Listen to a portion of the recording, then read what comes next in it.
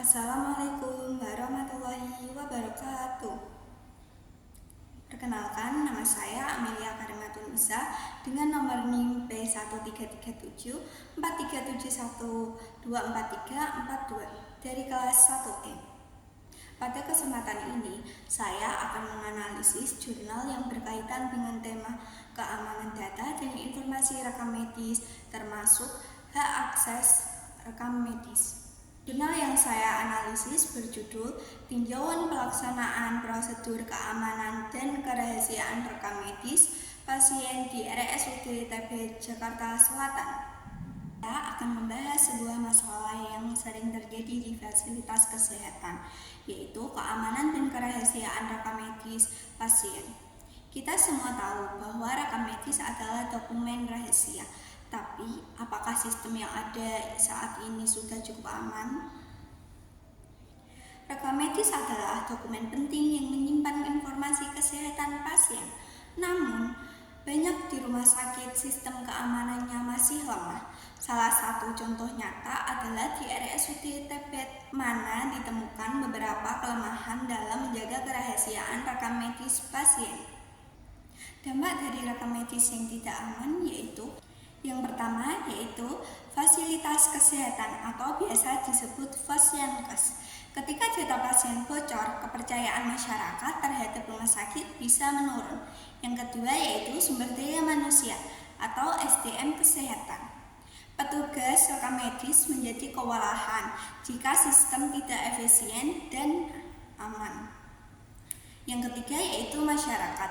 Pasien menjadi takut berobat jika informasi pribadinya tidak terjaga. Jadi, ini bukan hanya masalah teknis, tapi juga menyangkut kepercayaan publik. Selanjutnya, analisis masalah di RSUD Tebet. Lalu, apa saja masalah yang sering ditemukan di RSUD Tebet? Masalah utama yang sering ditemukan di RSUD Tebet adalah ruang penyimpanan rekam medis bisa diakses oleh orang yang tidak berwenang. Misalnya, petugas kebersihan, bahkan pasien bisa masuk ke ruang rekam medis tanpa izin, padahal ini seharusnya area terbatas. Yang kedua yaitu pasien bisa membawa pulang rekam medis sendiri. Ada beberapa kasus di mana pasien membawa pulang dokumen rekam medisnya sendiri tanpa izin petugas. Yang ketiga, kurangnya pengawasan dalam pengolahan rekam medis.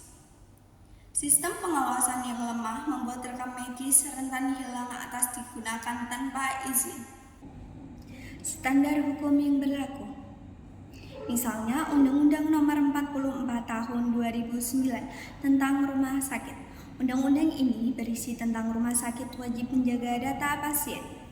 Pasal 32 ayat 2 dari Undang-Undang Nomor 44 Tahun 2009 menyatakan bahwa setiap rumah sakit wajib menjaga kerahasiaan data dan informasi pasien, termasuk rekam medis.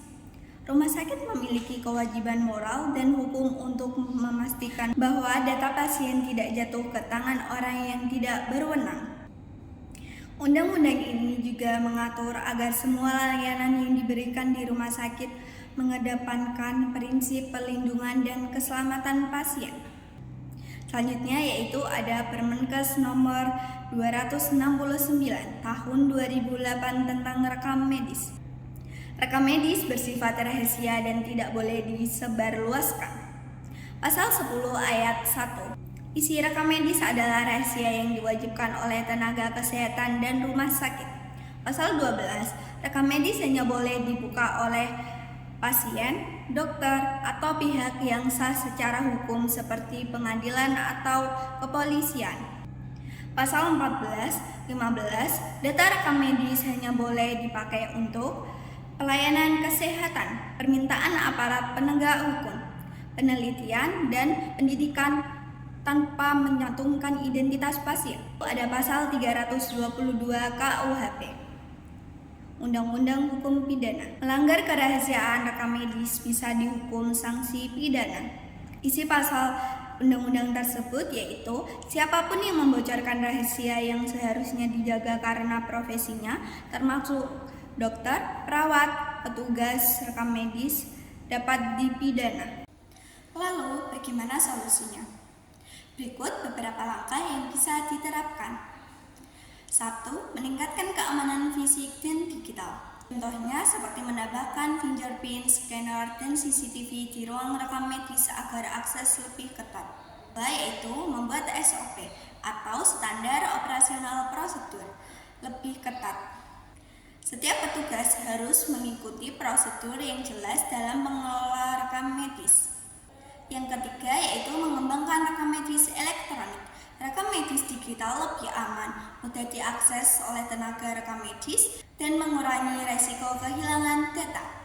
Dengan solusi ini, kita bisa meningkatkan keamanan sistem rekam medis di rumah sakit. Dari semua yang kita bahas, ada satu hal penting yang harus diingat. Keamanan rekam medis bukan hanya sekedar aturan, tetapi juga hak pasien. Jika kita menerapkan kebijakan yang lebih ketat dan memanfaatkan teknologi dengan baik, sistem kesehatan di Indonesia bisa lebih aman dan terpercaya. Referensi jurnal, judul Tinjauan Pelaksanaan Prosedur Keamanan dan Kerahasiaan Rekam Medis Pasien di Rumah Sakit TP. Penulis Anissa Aryani, Daniel Happy Putra, Lili Wijojo, dan Muniroh. Indonesian Journal of Health Information Management tahun 2022 oleh Universitas Esa Unggul dan dipublikasikan di laman resmi. Demikian yang dapat saya sampaikan. Mohon maaf apabila terdapat kesalahan dalam penyampaian atau analisis saya masih kurang tepat. Wassalamualaikum warahmatullahi wabarakatuh.